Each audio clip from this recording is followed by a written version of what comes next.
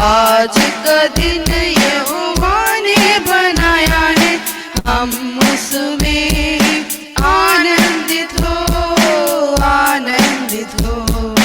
प्रभु की महिमा मिले, चाहे हो मेरा अपमान, वो बढ़े मैं घटूं, रहे इसी का ध्यान।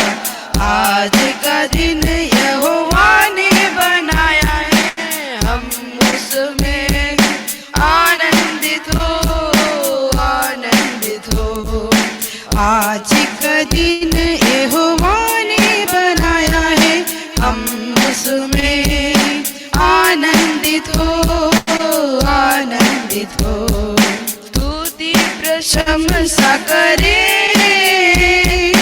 क्यों ना कुछ होता रहे, उसको हम हाथ रहे, चाहे जहां भी रहे। आज का दिन यहोवा ने बनाया है, हम उसमें आनंदित हो, आनंदित हो। आज का दिन यहोवा ने बनाया है, हम उसमें आनंदित हो, आनंदित हो। आता हूँ तेरे पास, मुझको है तुझसे आस, मुझको कबूल कर ले, पापों से शुद्ध कर दे। आज का दिन यहोवा ने बनाया है, हम उसमें आनंदित हो, आनंदित हो। आज का दिन यहोवा ने बनाया है, हम उसमें आनंदित हो, आनंदित हो।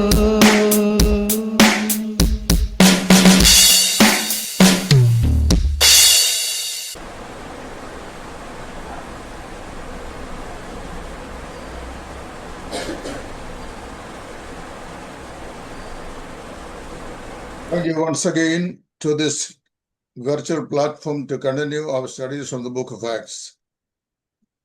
प्रेरितों के काम के अध्ययन को शुरू करने के लिए, फिर से चालू करने के लिए सबों को स्वागत करते हैं। I want everybody who is right now on the platform to just switch on their video so that we would be able to have that interaction between the teacher, interpreter and the students. और जो जो जुड़े हुए हैं, कृपया आपसे अनुरोध है कि आप अपना अपना वीडियो ऑन करें ताकि हम आपके साथ वार्तालाप कर सकेंगे। Many of you, your faces I like to see, because some of you I think that when you switch on to the platform and later on disappears and nobody knows it. So be serious when we are in the presence of God. जब हम प्रभु के उपस्थिति में बैठे हैं, कृपया हम लोग विशेष सतर्क होना है, क्योंकि प्रभु के सम्मुख में है और कुछ लोग जोड़ते तो है लेकिन उसके बाद वो गायब हो जाते हैं। Last time we just stopped at chapter 25 verses up to 12. हम लोग पिछले बार जब अध्ययन को समाप्त किए थे, 25 अध्याय के 12 वचन में हम रुके थे।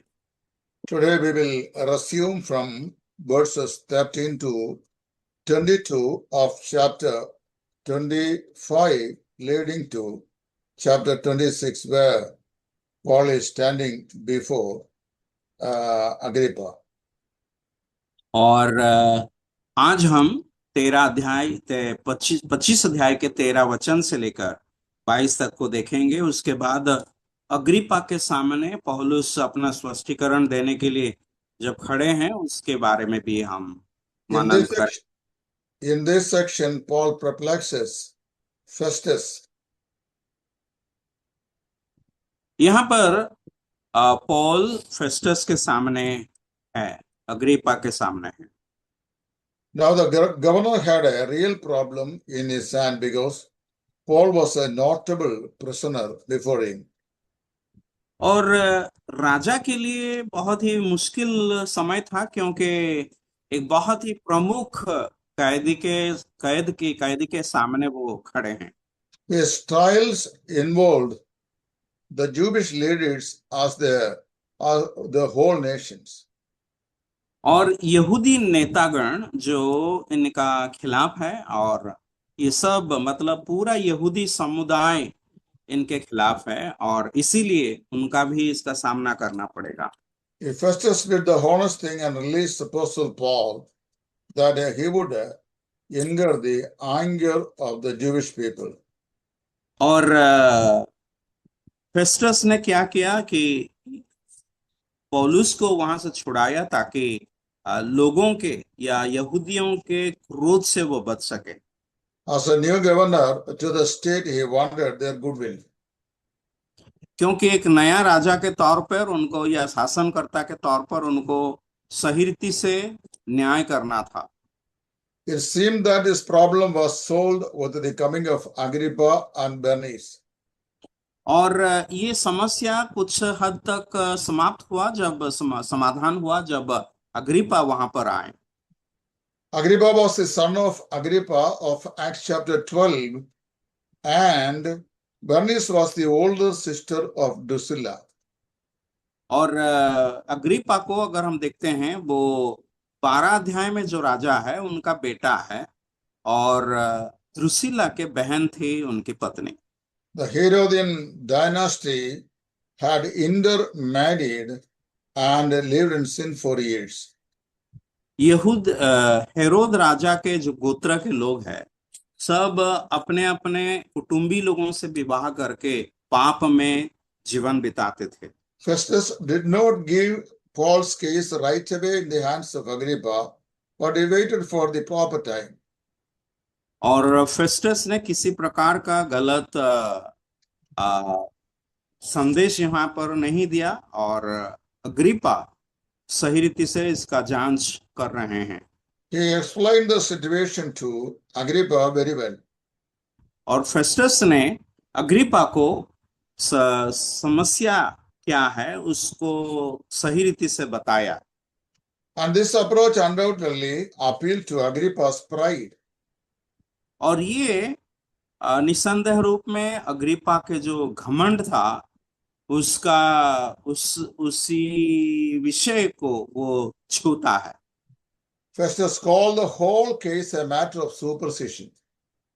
और फेस्टस ने इन सारे बातों को सुनकर कहा कि एक अंधविश्वास का विषय है। The unsaved have no understanding of spiritual matters. ये उद्धार नहीं पाया हुआ राजा आत्मिक बातों को कुछ भी नहीं जानता है। They see little difference between the religion. वे एक धर्म से दूसरा धर्म के बीच में थोड़ा सा फर्क ही वो जानते हैं या देखते हैं। See, actually, Festus also recognized the fact that Jesus was involved in the case. और फेस्टस ये भी पहचानता है कि यीशु मसीह भी इस समस्या में है। Paul said he was alive, पौलुस कहते हैं कि वो जीवित है, but the Jews said he was dead. लेकिन यहूदी लोग कह रहे थे कि वो मुर्दा है। Then Festus gave the real reason for wanting Agrippa to hear Paul. The governor had to send Paul to Caesar. और लेकिन फेस्टस या अग्रिप्पा ने पौलुस को स्वयं सुनने के लिए और इस केस को कैसर तक पहुंचाने के लिए वो फैसला लिया। But he had no real accusation against the apostle. लेकिन प्रेरित पौलुस के विरोध में सही जांच पड़ताल नहीं हुआ था, या कुछ ऐसे खास केस नहीं था। Now, verses 23 to 27, Paul faces the royalty. 23 से लेकर 27 में राजा के सामने पौलुस खड़ा होता है। With great pomp and ceremony, the royal party assembled in the judgment room on the next day. और दूसरे दिन अग्रिप्पा और उनके बीरनी के बड़ी धूमधाम से वे उस पलटन के साथ, सरदारों के साथ, नगर के प्रमुख लोगों के साथ वे दरबार में पहुंचे। It is understood that the world is nothing within to satisfy, so it must have the lust of eyes, the pride of life. और दुनिया में तो ऐसे कुछ नहीं जो मनुष्य को तृप्त या संतुष्ट कर सकता है, और दुनिया में जो है सिर्फ आंखों का घमंड और शरीर जीविका का घमंड। Christians need none of these things in their lives. और यहाँ पर हम देखते हैं कि ये सब ही दुनिया में है। So in fact, believers feel ill at ease in the presence of the pomp and pride. दुनिया में के इन घमंड और अहंकार के सामने विश्वासी को कुछ अच्छा नहीं लगता है। Not how Festus introducing Paul. यहाँ पर हम देखते हैं कि कैसे फेस्टस पौलुस को परिचित करवाता है। You see this man, verse number 24. 24 वचन में कहते हैं कि यह मनुष्य को देखो। Paul was the noblest of all those who were present there. और यहाँ पर जितने भी लोग उपस्थित थे, सबसे एक बहुत ही श्रेष्ठ व्यक्ति थे पौलुस। But still he addressed him, see this man. लेकिन वो इस प्रकार पौलुस का परिचित करवाते हैं, इस मनुष्य को देखो। Few months ago, I met a brother from my assembly who seldom speak to me. और कुछ महीना पहले मैं अपनी कलीसिया से एक भाई से मैं मिला जो बहुत ही कम मुझसे बातें करता है। When he comes to the church, he doesn't even look at my face. और जब वो कलीसिया में आता है, मुझे देखता भी नहीं वो। He is of such a character. और उनका स्वभाव ऐसा ही है। But when we were together in a marriage auditorium at Kumarad, एक कुंभनाड़ में एक विवाह वेदी में जब हम लोग एक साथ रहे, this man came to me and asked, "Yangane undudu? How are you?" ये ये आदमी आकर के पूछते हैं किस बिना कुछ मतलब मर्यादा के साथ वो कहता है कैसे हो। He was behaving with me as if I was the field worker in his house. वो इस रीति से मेरे साथ बर्ताव कर रहे थे जैसे कि मैं उनका खेत में कोई काम काज करने वाला। This kind of approach to our evangelist by many believers I have noted in different places. और विभिन्न जगहों में प्रभु के सेवकों के साथ भी इसी प्रकार का बर्ताव करने वालों से मैं मिला। They are even unwilling to address the servant of God by the name a brother. ये लोग ऐसे लोग हैं जो प्रभु का सेवक को प्रिय भाई करके भी संबोधन करना नहीं चाहते हैं। Perhaps these people may have copied this practice from Festus, I think. मैं सोचता हूँ कि फिस्तुस से ये लोग इस बात को नकल किए हैं। He introduces Paul to Agrippa saying, "See this man." और वो अग्रिप्पा के सामने, राजा के सामने फिस्तुस पौलुस का इस प्रकार परिचित करवाते हैं। इस मनुष्य Paul was not a mean cookie. पौलुस एक छोटा सा आदमी नहीं था। He was the apostle of Jesus Christ प्रभु यीशु मसीह का वो प्रेरित था and an ambassador in his bonds. और वो बंधन में राजदूत था And a king and a priest to Jesus Christ. और प्रभु यीशु मसीह के लिए एक राजा और याजक भी था। Our evangelists also should have that attitude of dignity when they are moving around. तो इसीलिए प्रभु के सेवक लोग, प्रचारक लोग भी जहां कहीं भी वे जाते हैं, इसी प्रकार का मर्यादा और आदर अपने आप में रखना आवश्यक है। Don't linger around the rich people, the believers, for the sake of getting money or fame. कोई धनी व्यक्ति के पास जाकर या कोई विख्यात व्यक्ति के पास जाकर के कुछ पाने के लिए आशा मत रखना। See, we have to have our own dignity when we move around. जब भी हम कहीं जाते हैं हमारा मर्यादा, अपना खुद का मर्यादा रहना आवश्यक है। We must understand that we are the apostles for the sake of gospels. हम लोगों को ये समझ में रहना है कि हम सुसमाचार के लिए प्रेरित है, Nor the apostles like Paul or Peter in the succession, लेकिन पौलुस और पतरस जैसे उनके उसी क्रम का प्रेरित नहीं है। but we are also being sent from a higher authority, that means high command. क्योंकि हमें भी एक बहुत उच्च श्रेष्ठ व्यक्ति से ये आदेश दिया गया है। Now we Kerala people are in a plight from high command in Delhi. अभी केरल के जो लोग हैं बहुत ही दुखद परिस्थिति में, असुविधा में है, क्योंकि दिल्ली से जो मुखिया व्यक्ति है Our उनका election was over. वो चुनाव तो काफी दिन से खत्म हुआ, Congress gained a victorious passing out. और कांग्रेस जो है बहुत बड़ा विजय हासिल किया है। The left front was drastically defeated. और जो सरकार था, वामपंथी सरकार, बहुत ही खतरनाक रीति से वे लोग हारे। The result was flashed on 4th of May, but still High Command has not decided who would be the Chief Minister in Kerala.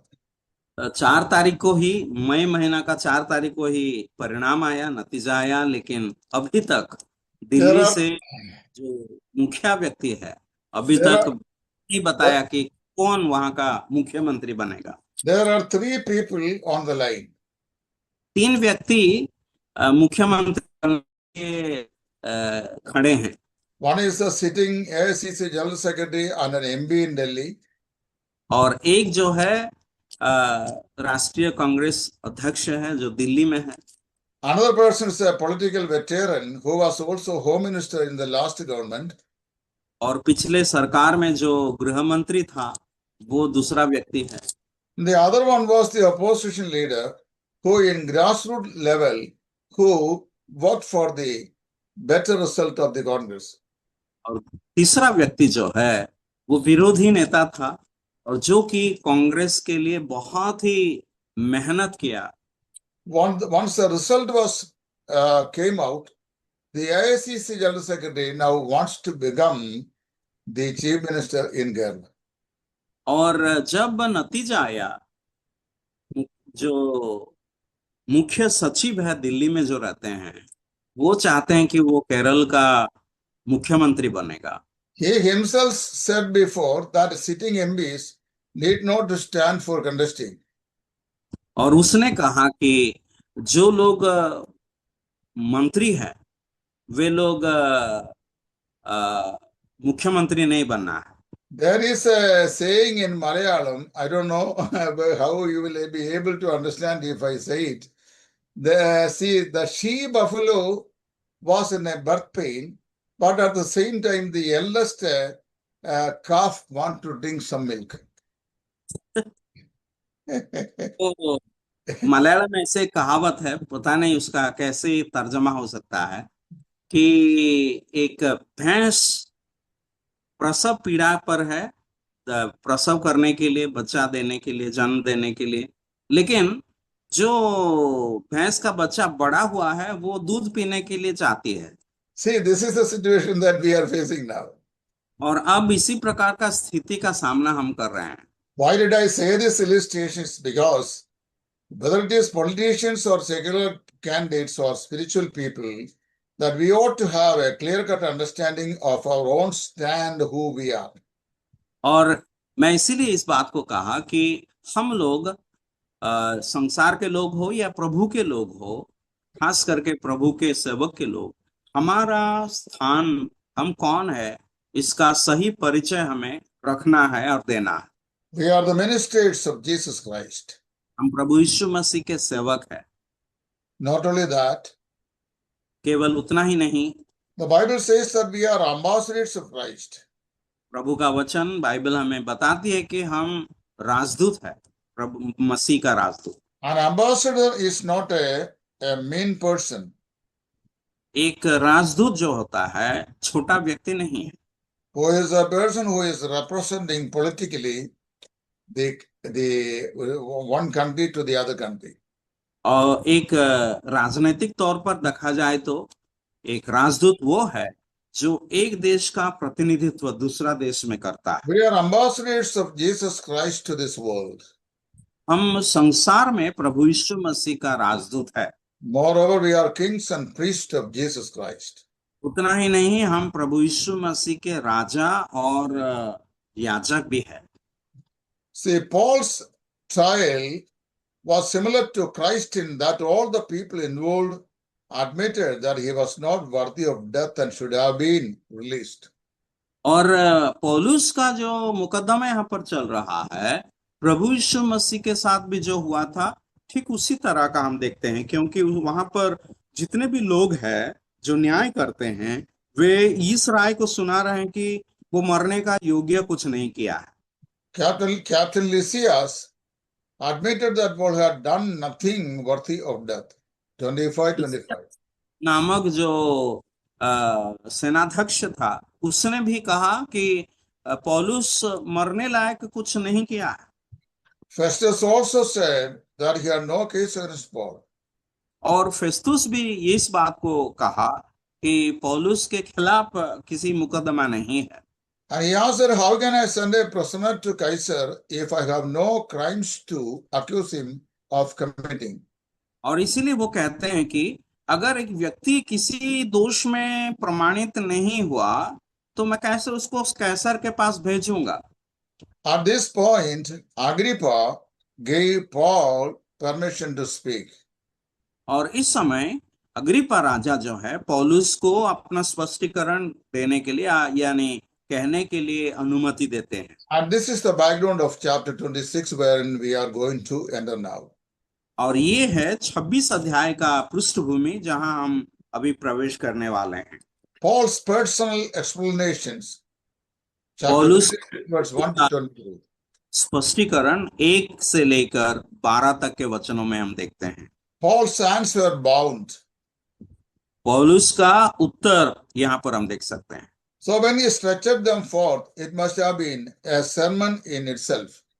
और जब पौलुस यहाँ पर कुछ कह रहे हैं इसका मतलब ये इसमें ही एक बड़ा संदेश है।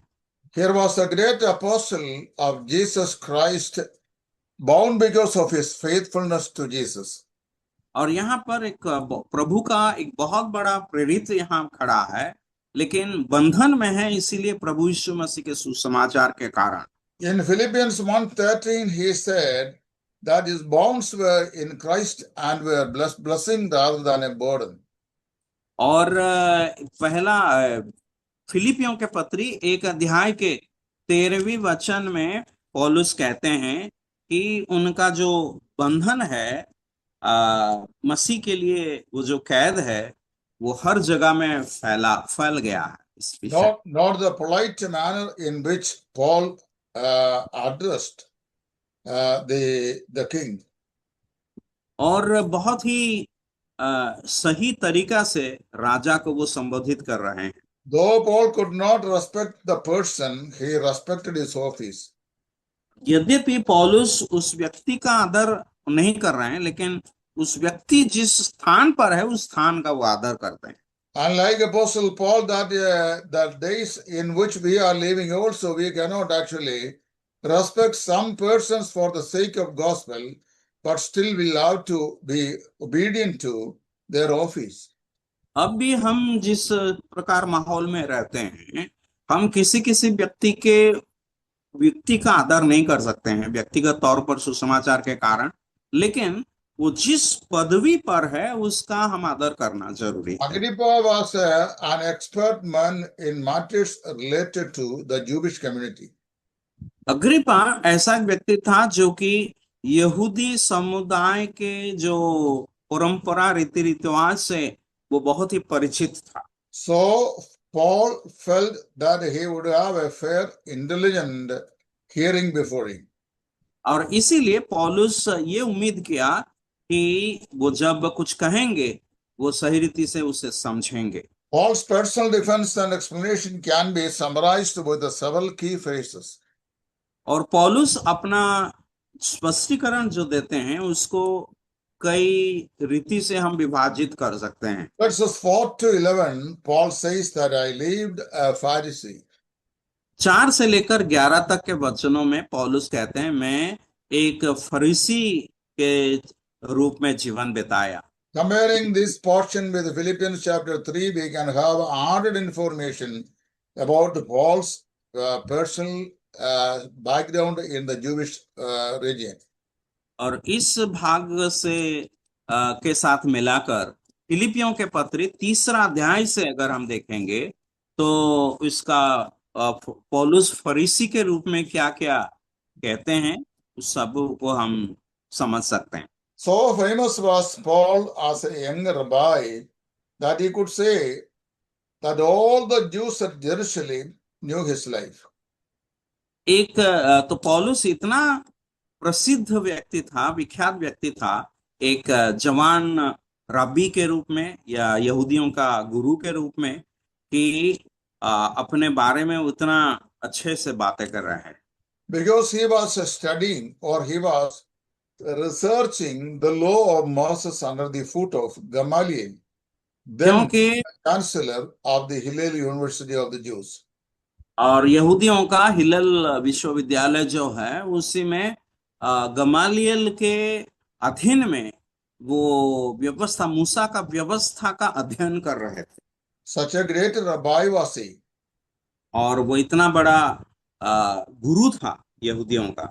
Yet in Philippians chapter 3 he says that he considered all of this position and prestige but garbage compared to knowing Jesus Christ and living for him. और लेकिन फिलिपियों के पत्री 3 अध्याय में पौलुस कहते हैं ये जो सारे बातें मेरे लिए लाभ की बात थी सब मैं प्रभु यीशु मसीह के लिए कूड़ा यानी हानि समझता हूं। Verses 6 to 8 he again made mention about the resurrection factor. 6 से लेकर 8 तक फिर से वो पुनरुत्थान के बात को सामने लाता है। God had promised the nation a kingdom and glory. यहाँ पर परमेश्वर इज़राइल लोगों को एक राज्य का और महिमा का प्रतिज्ञा किया था। Paul reinstated that the promise that God gave to the nation Israel, Israel especially through David, was fulfilled by the resurrection of our Lord Jesus Christ. और इज़राइल के प्रति दाऊद के द्वारा परमेश्वर ने जो वायदा दिया था वो प्रभु यीशु मसीह के पुनरुत्थान के द्वारा पूरा हुआ। Had Israel received the Messiah, they would have received the kingdom also. अगर इज़राइल प्रभु यीशु मसीह को ग्रहण करते या अपना मसीह को ग्रहण करते तो वे उस राज्य को भी प्राप्त करते। See, but Israel, they knew that Jesus was also already crucified and dead. लेकिन इज़राइल लोग भी ये समझते थे कि यीशु मसीह जो है क्रूस पर चढ़ाए गए और वो मर गए। Paul assured them that the resurrection of Jesus Christ is the only hope for the nation Israel. और पौलुस ये बात कहते हैं कि प्रभु यीशु मसीह ही इज़राइल लोगों के लिए एक ही आशा है। See, actually, he was a persecutor of Christians and Christ until the time that he was converted. वास्तव में कहा जाए तो पौलुस उद्धार पाने वक्त तक मसीही लोगों का बहुत बड़ा सताने वाला था। The nation still continues in their hard-hearted state, denying and rejecting the Messiah, which whom the Lord gave to the nation. इस्राएल राष्ट्र के सब लोग उस कठिन हृदय के साथ अभी तक है जो लोग प्रभु यीशु मसीह को अग्राह्य किए क्रूस पर चढ़ा दिए। It was about a month ago, Benjamin Netanyahu in the Knesset, which is the parliament of Israel, he made a public reproach of speech, saying that he loved Genghis Khan than Jesus. और एक महीना पहले Israel के जो parliament है, संसद भवन में वहाँ का अ, प्रधानमंत्री नेथानियाहू ने कहा कि वो चंगिस्तान को पसंद करेंगे प्रभु यीशु मसीह के अलावा। The nation has hardened their heart towards the Messiah whom God sent to this world to as their Redeemer. और यहाँ पर हम देखते हैं कि परमेश्वर जिस मसीह को इस दुनिया में उद्धारकर्ता के रूप में भेजा था, उसे इजराइल लोगों ने अग्राह्य किया। Now verses 12 and 13, he says, I saw a light. 12 और 13 वचन में कहते हैं कि मैं एक ज्योति देखा। Nobody in the history of Christianity has experienced that amazing kind of conversion that Paul had. पौलुस जिस रीति से उद्धार पाया और उसी रोचक घटना और किसी के कोई भी व्यक्ति का जीवन में परिवर्तन में इस प्रकार घटना नहीं हुआ। While engaged in his murderous plan, Paul saw the glory of God shining from heavens.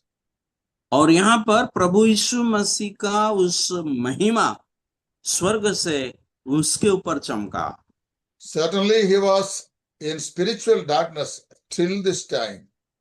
और इस समय तक पौलुस जो है आत्मिक अंधियारे में था। But now the Son of God had to reveal himself to him. लेकिन अब प्रभु परमेश्वर का पुत्र अपने आप को उसके ऊपर प्रकट करते हैं। The light which he had seen is described in its full entity, not at a place, but in 3 different accounts. और पौलुस जिस ज्योति को उसने देखा उसे 3 अलग अलग भाग में, 3 अलग अलग जगह में वो प्रकट करते हैं। Chapter 9, Dr. Luke is narrating the story of the conversion of Saul. 9 अध्याय में डॉक्टर लूका पौलुस का या शाऊल का उद्धार का घटना को वर्णन करते हैं। When Luke is describing the story, he mentions by the term a light appeared to him. और लूक जब इस घटना को वर्णन करते हैं वो कहते हैं कि एक ज्योति चमका कर। 9 अध्याय। It does not elucidate what kind of light was it. और वो किस प्रकार का ज्योति था उस बात 9 अध्याय में वो नहीं कहते हैं। So we simply understand a light appeared him as he approached to the city gate at Damascus. और दमिश्क की उस शहर की ओर जब वो आ रहा था तब सिर्फ एक ज्योति उसके ऊपर चमका करके हम पढ़ते हैं। When he was speaking to his own people in chapter 22, लेकिन जब वो 22 अध्याय में यहूदी लोगों के सामने, अपने लोगों के सामने वो अपना गवाही दे रहा था, Paul was describing his testimony before his people. और अपने लोगों के सामने वो कैसे उद्धार पाया इस गवाही को दे रहे थे। Then he said that it was a light that was great in its effect. और पौलुस कहते हैं कि वो ऐसा ज्योति चमका जिसके बारे में वो कहते हैं कि एकाएक एक बड़ी ज्योति आकाश से मेरे और चमका करके। Again in 26, when he was speaking to Agrippa, और जब अग्रिप्पा राजा के सामने 26 अध्याय में वो कहते हैं, he said the very light was a light that outshined the light of the sun. वो कहते हैं कि आकाश से सूर्य के तेज से भी बढ़कर एक ज्योति मेरे और चमका करके वो कहते हैं। 3 faces of the light. तो इस ज्योति का 3 हिस्सा को हम देख सकते हैं। A light, एक ज्योति, a great light, एक बड़ी ज्योति, and a light that outshined the midday sun.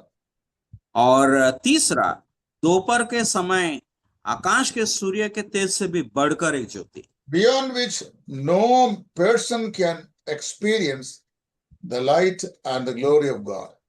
और इससे बढ़कर और ज्यादा ज्योति कोई भी व्यक्ति या परमेश्वर की महिमा को अनुभव नहीं कर सकता। It was at this light that he lost his personal sight. और इस ज्योति को देखकर वो अपना दृष्टि को हरा दिया। Many of us, even to this day, that we hold on our own light in which we are moving on, because we have not experienced that kind of light that Paul had at his conversion in our lives.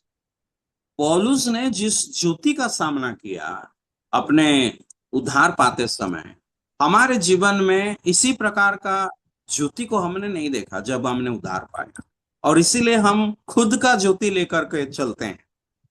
That means many of us, we have not admitted that we have lost our personal sight. क्योंकि हम में से ज्यादातर लोग जो उद्धार पाए हैं वे इस बात को ग्रहण नहीं करते हैं कि हम अपना खुद का ज्योति को हरा दिए, दृष्टि हरा दिए। The light that appeared to him caused him to lose his own sight. और पौलुस जिस ज्योति को देखा या जिस ज्योति उसके सामने चमका, उस ज्योति के कारण अपना दृष्टि को उसको खोना पड़ा। That was a tremendous change that occurred in his personal life. और इस प्रकार एक बड़ा परिवर्तन उसके जीवन में आया इस ज्योति के। When he had that simple light, the light of the glory of Christ at Damascus, he admitted that he was first of all sinners, as is mentioned in 1 Timothy. जब इस प्रकार का एक ज्योति उस दमिश्क के सड़क मार्ग पर उसने देखा, वो कहते हैं कि मैं सबसे बड़ा पापी। Years rolled off, and later when he write to the saints in Ephesus in chapter 3, verse 8, he said that he was, he had that great light from the Lord Jesus Christ, and then he considered himself as in Ephesians, he said that he was the least of all the brethren.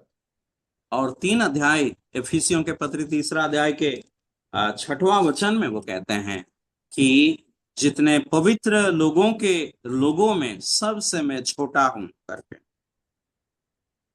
And when he says that that light was the light that outshined the light of the midday sun, that experience brought him saying in 1 Corinthians chapter 15 verse 8 that at last he also appeared unto me, one which was born out of time. जब वे कहते हैं कि उस सूर्य के तेज से भी बढ़कर दोपहर के समय में जो ज्योति को उसने देखा, उसी को ला करके वो कहते हैं कि मैं सब प्रेरितों में से छोटा। Paul's evaluation of himself was on account of the measure of the light that he had experienced. और जिस ज्योति को उसने देखा, उस ज्योति का परिणाम के अनुसार अपना जीवन का मूल्यांकन वो कर रहा है। See that beautiful sequence that he speaks there, that first of all sinners, least of the least of all the brethren, and then one which was born out of time. देखिए वो अपना मूल्यांकन कैसे करते हैं। सबसे पहला वो कहते हैं सब पापियों में बड़ा पापी हूं, और दूसरा वो कहते हैं सब पवित्र लोगों में छोटा हूं, और आखिरी में वो कहते हैं सब प्रेरितों में सबसे छोटा। When our spiritual sight go higher to the Lord and see him in highest glory, our evaluation of ourselves will go down the way that Paul has introduced himself here. जब हम प्रभु को और उसके महिमा के अनुसार हम देखते हैं, हम जितना ऊंचा प्रभु को देखेंगे, हमारा खुद का मूल्यांकन उतना नीचे जाएगा, नीचे की ओर जाएगा। That should be the attitude of every Christian minister.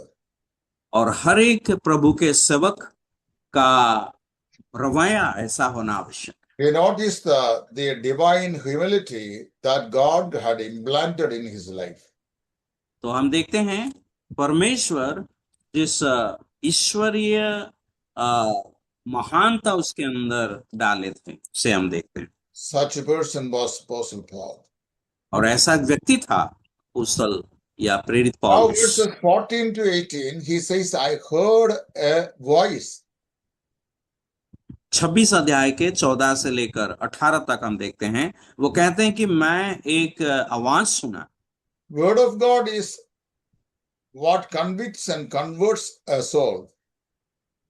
परमेश्वर का वचन जो है एक व्यक्ति को पाप का बोध देता है। All the days of Saul in his past that he heard the voices of the prophets, but it was the day that he heard the voice of the Son of God. पुराना समय में वो भविष्य वक्ताओं का शब्द सुना था, लेकिन अब वो परमेश्वर का पुत्र का शब्द सुन रहा है। In John's Gospel, chapter 5, verse 21 to 25, Jesus said that marvel ye not at this, that everyone in the tomb shall hear the voice of the Son of Man and shall be resurrected. यूहन्ना रचित सुसमाचार 5 अध्याय के 25 और 26 में प्रभु यीशु मसीह कहते हैं, मैं तुमसे सच सच कहता हूं, वह समय आता है और अब है जिसमें मृतक परमेश्वर के पुत्र का शब्द सुनेंगे और जो सुनेंगे वे जिएंगे। And here is a place that Paul speaks about that spiritual miracle, which is a spiritual resurrection, took place in his life. और यहाँ पर पौलुस अपने जीवन में संघटित उस आत्मिक पुनरुत्थान के बारे में बताते हैं। The voice which he heard in verse number 14 says that it is not good for you to kick against the gods. और 14 वचन में उसने जो शब्द सुना वो शब्द ये था, ये बात पैने पर लात मारना तेरे लिए कठिन है शाऊल। Jesus was comparing Paul to a stubborn animal that would not obey. और पौलुस या शाऊल को प्रभु यीशु मसीह उस जानवर के साथ तुलना करते थे जो बहुत ही कठोर है और किसी को नहीं मानता है, मालिक को नहीं मानता। What was God using to bring Paul to Christ? Surely that it was the death of Stephen, the first martyr. और इस विषय को प्रभु यहाँ पर इस्तेमाल कर रहा है शाऊल को सही रास्ता में लाने के लिए, वो था स्टीफनुस का मृत्यु। Paul never forgot it. पौलुस कभी भी उस घटना को नहीं भूला। See, actually, the godly conduct of the saints, he persecuted Messiah, touched Paul's heart very deeply. और प्रभु के लोग जिस प्रकार सताए गए, इस बात को पौलुस बहुत ही गहरी रीति से समझता था। The Old Testament scriptures spoke to his heart with a deep conviction. और पुराना नियम में हम देखते हैं कि बहुत लोग जो विषयों का अनुभव को बहुत गहराई से किए थे। God used different means to bring Paul to repentance. और पौलुस को प्रभु मन फिराव में लाने के लिए बहुत सारे सच्चाई को उनके सामने लाए। It was at this voice that he heard the first in his life that he called Jesus Lord. और जब ये शब्द सुना तब वो सबसे पहली बार यीशु मसीह को हे प्रभु करके वो पुकारता, संबोधन करता। And it was at this point that God spoke to Paul that his commission was. और इस समय प्रभु जो बात उससे कहा वो है अन्य जातियों के बीच में प्रभु का सेवा करने के लिए। Verse 18 gives us the beautiful description of his conversion. 18 वचन में और पौलुस का मन फिराव के बारे में सुंदर वर्णन हम देख सकते हैं। See the keynotes address in his speeches that he says, I was a Pharisee And then he says, I saw a light, I heard a voice. And now in verse number 19 to 21, he says, I was not disobedient. और वो कहते हैं कि इस प्रकार अपना इस वर्तन में जब गवाही देता है, सबसे पहला वो कहता है कि वो एक ज्योति देखा, दूसरा एक शब्द को वो सुना, और अब वो कह रहा है 19 से लेकर आगे जब हम देखते हैं, वो Paul, उस अनाज्ञाकारी वो नहीं रहा। Paul saw the light and opened his heart to Christ, and then immediately he began to share his experience with others. और जब पौलुस ने अपना हृदय खोला उस ज्योति को देख करके और आवाज सुन करके प्रभु के लिए अपना हृदय खोला, अब वो दूसरों के प्रति, दूसरों को अपना गवाही दे रहा। The very day that Paul got converted, he began to share the gospel of Christ. जिस दिन वो उद्धार पाया उसी दिन ही प्रभु यीशु मसीह का सुसमाचार दूसरों को देने लगा। There was a great servant of God who is in eternal abode now from Kerala. और केरला में प्रभु का एक महान दास थे जो अब प्रभु के पास विश्राम करते हैं। His name is Mr. R. Krishnankuti Tiruvata. और उनका नाम है आर कृष्णन कुट्टी तिरुवट्टा। He was coming from a renowned Hindu family and met the Lord Jesus Christ exactly the way that Paul was converted. और पौलुस ने जिस रीति से उद्धार पाया उसी रीति से बहुत चमत्कार तौर पर वो एक बहुत ही प्रमुख हिंदू परिवार से थे, लेकिन प्रभु को वो पाया। His testimony is in the YouTube, और उनका गवाही यूट्यूब में है, in which he says that the very day that he received the Lord Jesus Christ, he went to the sannyasi who helped him to find the Lord Jesus Christ and asked him to give him a time to preach the gospel. गवाही में वो कहते हैं जिस दिन उसने प्रभु यीशु मसीह को ग्रहण किया उस दिन उस सन्यासी के पास जाते हैं जो उन्हें प्रभु यीशु मसीह को जानने के लिए मदद किया, और उससे कहते हैं कि मुझे अनुमति दो कि मैं आज सुसमाचार प्रचार करूंगा। The Christian sannyasi told him that this is your first day, that what gospel you can preach if I give you the chances. But still he said that in the afternoon there is a meeting in which you can say something. और उस मसीही सन्यासी उनसे बताया, तुम तो आज ही प्रभु यीशु मसीह को ग्रहण किए हो, तो सभा में क्या बताओगे, क्या प्रचार करोगे? तो लेकिन आज शाम को जो सभा है उसमें थोड़ा कुछ बताओ। When he was given time, he says he started preaching, and that preaching lasted for 1 hour 30 minutes, and that became the standard time for his whole lifespan in his presentation. और जब उनको थोड़े समय दिया गया कहने बोलने के लिए, उसने प्रचार करना शुरू कर दिया, और उस प्रचार 1 घंटा 30 मिनट तक चला, और बाद में वो प्रचार करते थे 1 घंटा 30 मिनट तक वो प्रचार करते थे। He faced no interruption to speak the gospel for about 1.5 hours the very first day that he accepted the Lord Jesus Christ.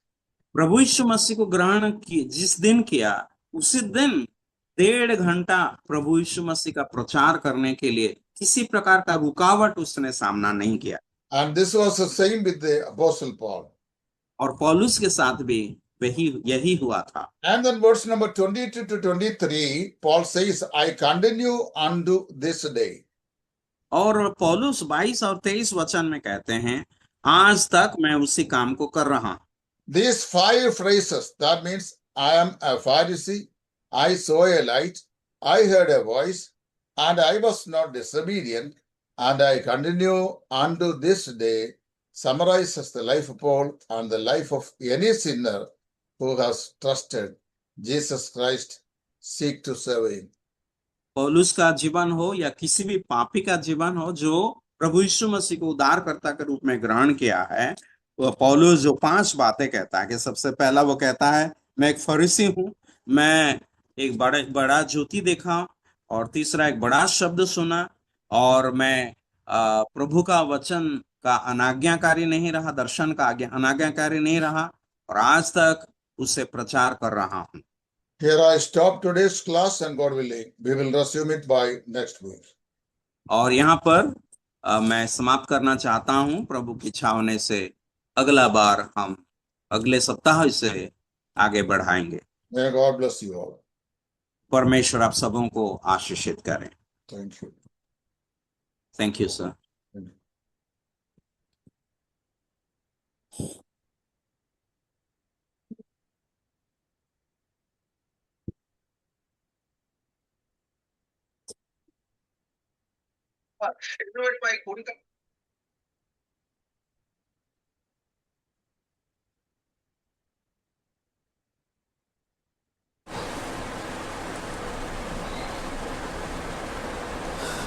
खुदे बड़ा धन्यवाद आता है टेलीविजन से और अंशवाणी इंग्लिश से और अनोखा मैसेज के लिए। आगे भी हम ये मीटिंग जारी रहेगा। खुदा करते भाई।